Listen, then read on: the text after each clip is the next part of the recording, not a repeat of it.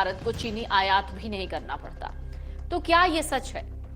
केंद्र सरकार ने एक बड़ा फैसला अचानक से ले लिया। 31 अक्टूबर 2026 तक अब बिना किसी ड्यूटी के 10 लाख टन कच्ची चीनी के आयात की मंजूरी दी गई है।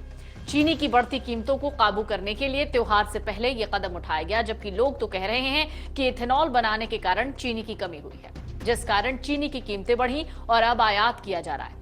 दुनिया में चीनी उत्पादन के मामले में ब्राजील के बाद भारत दूसरे नंबर पर है।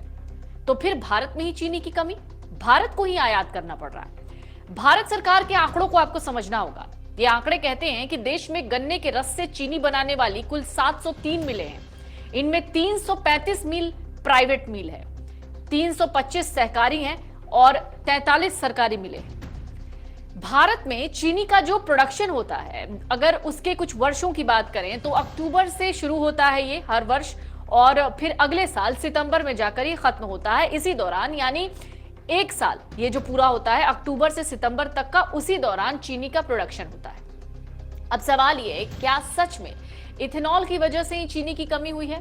काश ये इथेनॉल नहीं बनता तो शायद आज हमारे पास बहुत चीनी होती और हमें बाहर से चीनी मंगाने की जरूरत नहीं पड़ती। इसको समझते हैं जरा। एक रिपोर्ट कहती है केवल इसी महीने भारत में चीनी की कीमतों में 20% की बढ़ोतरी हुई है, यानी इससे पहले कभी भी ऐसा नहीं हुआ। एक्सपर्ट जो कहते हैं पहले उन्हें समझिए, फिर आपको बताएंगे सरकार क्या कह रही है। सरकार के वो आंकड़े जो आपको चौंका सकते हैं और आपको यह भी समझ में आ जाएगा कि चीनी आने वाले दिनों में और ज्यादा महंगी होगी, आप खरीद पाएंगे या नहीं खरीद पाएंगे, और सस्ती होगी या नहीं, ये सब आज हम आपको बताने वाले हैं। पहले एक्सपर्ट जो कह रहे हैं वो समझिए।